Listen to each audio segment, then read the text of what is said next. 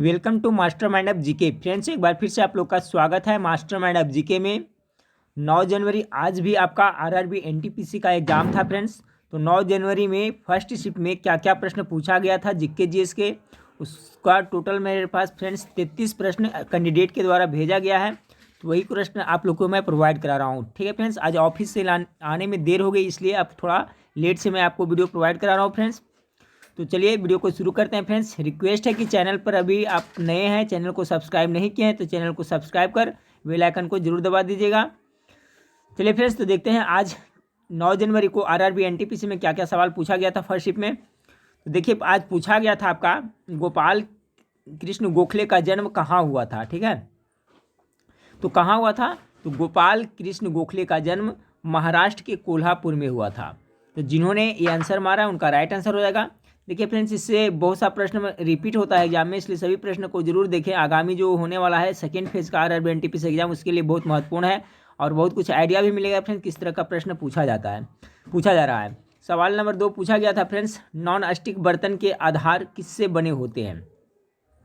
तो जो non stick के बर्तन होते हैं उसका आधार टेफ्लॉन के बने होते हैं। ठीक है, किसका? टेफ्लॉन का। आज सवाल पूछा गया 3 नंबर में, देखिए फ्रेंड्स, कि लाइफ ऑफ पाई पुस्तक के लेखक कौन है? लाइफ ऑफ पाई पुस्तक के लेखक कौन है?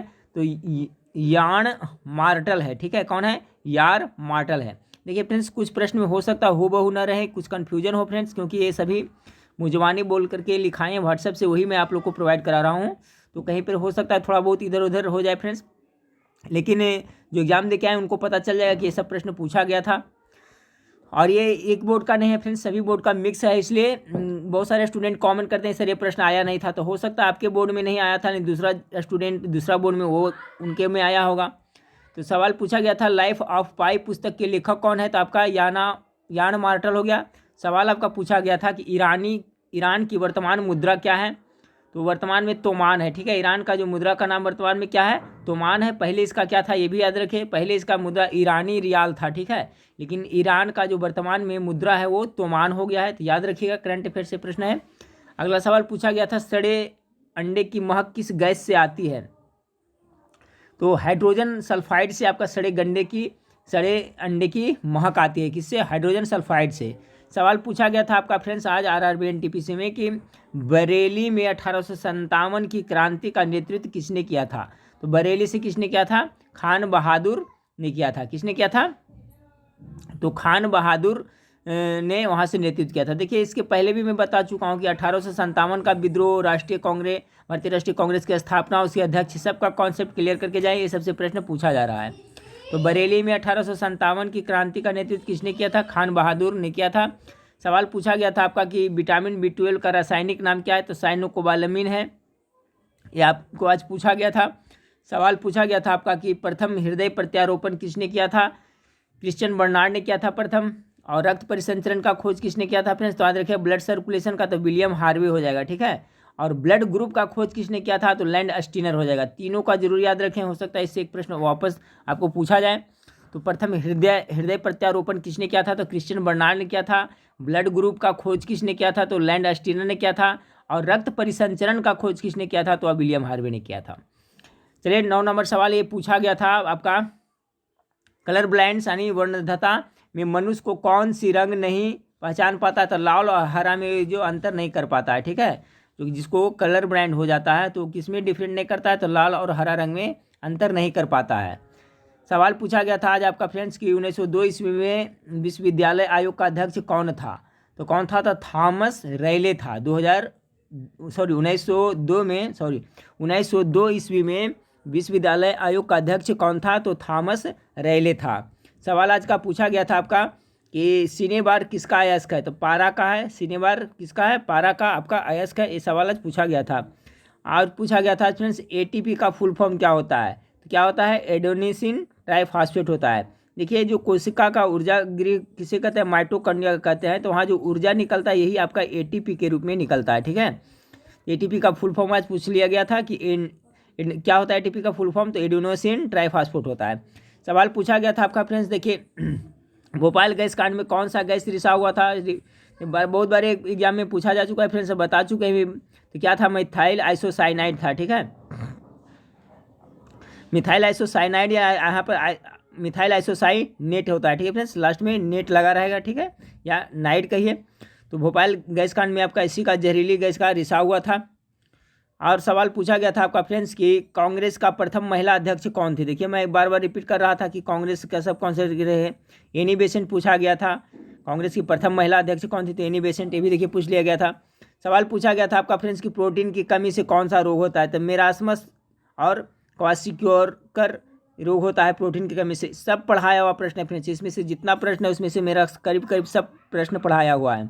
फिर आपका फ्रेंड्स पूछा गया था सीपीयू में कौन से यूनिट होते हैं, सीपीयू में कौन कौन से यूनिट होते हैं, तो कौन कौन होता है, एएलयू होते हैं एंड सीयू होते हैं। एएलयू का फुल फॉर्म क्या होता है, arithmetic and logic unit and control unit.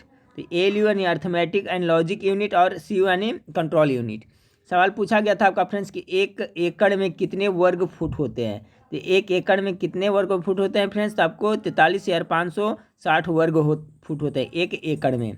सवाल आपका पूछा गया था आज आप कि इनमें से कौन से अनुच्छेद भारतीय संविधान से समाप्त कर दिया गया है, तो अनुच्छेद 31 को भारतीय संविधान से, अब क्या क्या ऑप्शन था फ्रेंड्स वहाँ पर, तो उसमें से जो अनुच्छेद 31 है जो समाप्त कर दिया गया है। फिर पूछा गया था आपका कि कैटालिस्ट क्या है, कैटालिस्ट क्या है, तो एक प्रकार का ये उत्प्रेरक है। कैटालिस्ट क्या है, जो एक प्रकार के उत्प्रेरक है। सवाल पूछा गया था आपको, सवाल पूछा गया था कि G8 गैट की जगह किस संस्था को बनाया गया है, तो गैट पहले था फिर सब क्या हो गया, WTO हो गया है, वर्ल्ड ट्रेड ऑर्गेनाइजेशन हो गया है। तो गैट की जगह पर कौन ले लिया है आपका, WTO हो गया। फिर पूछा गया था फ्रेंड्स आपका ओपेक का मुख्यालय क्या है। देखिए प्रश्न रिपीट हुआ फ्रेंड्स, पहले भी पूछा गया था, कल का भी आपका आरआरबी एनटीपीसी में पूछा गया था, आज भी पूछा जा रहा है। इसलिए मैं बार बार कहता हूँ फ्रेंड्स कि आप लोग सबको एक बार जरूर प्रत्येक दिन देखते जाएं। मैं कोशिश करता हूँ फ्रेंड्स समय मिलने पर आपको जो आरआरबी एनटीपीसी में जो प्रश्न मैं कैंडिडेट द्वारा प्रोवाइड किया था वो प्रोवाइड कराता हूँ आप लोग को। तो पूछा गया था ओपेक का मुख्यालय, कल भी आज भी पूछा गया, वियना में पड़ता है फ्रेंड्स।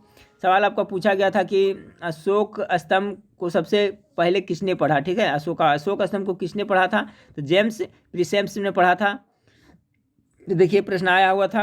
और आपका पूछा था ताशकंद समझौता कब हुआ था, तो 1966 ईस्वी में हुआ था, 10 जनवरी 1966 ईस्वी में ताशकंद समझौता हुआ था।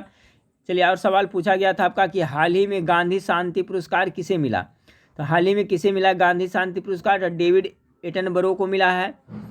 सवाल आपका पूछा गया था आज कि 5 मार्च 2020 को पब्लिक ट्रांसपोर्ट की फ्री करने वाला पहला देश कौन बन गया, तो आपका लग्जमबर्ग हो, देश का नाम क्या है, लग्जमबर्ग है। 5 मार्च 2020 को पब्लिक ट्रांसपोर्ट फ्री करने वाला पहला देश कौन बन गया, तो लग्जमबर्ग बन गया है।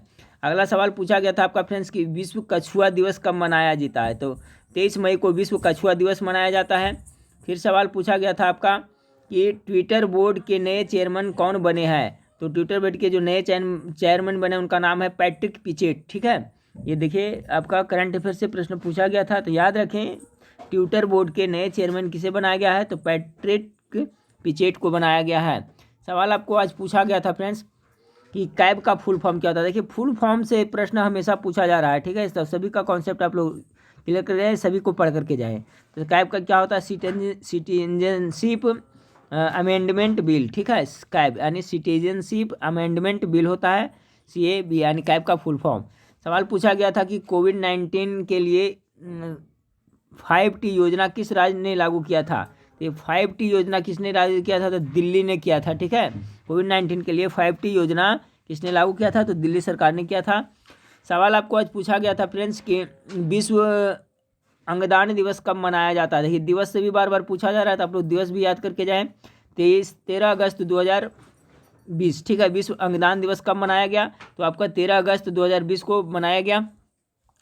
सवाल पूछा गया था आपका कि रक्त में कौन सी प्रोटीन पाई जाती है, तो ग्लोबिन है जो प्रोटीन होता है। देखिए हीमोग्लोबिन होता है फ्रेंड्स, देखिए हीम प्लस क्या होता है, मैं बहुत बार बताया हूँ, हीम प्लस क्या होता है, ग्लोबिन से बना रहता है। तो देखिए जो हीम होता है ये क्या होता है, रंजक होता है, यानी कि ब्लड को लाल रंग प्रदान करता है। हिम मतलब क्या हो, रंजक हो गया।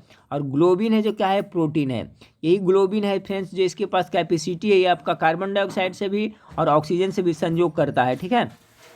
तो रक्त में कौन सा प्रोटीन पाया जाता है, तो ग्लोबिन प्रोटीन पाया जाता है। सवाल पूछा गया था आपका कि रक्त इस तरह से भी पकड़ सकते हैं फ्रेंड्स, हीमोग्लोबिन के कारण क्या रक्त लाल होता है, तो बता दिए हीम होता है जो रंजक होता है, ग्लोबिन होता है जो प्रोटीन होता है।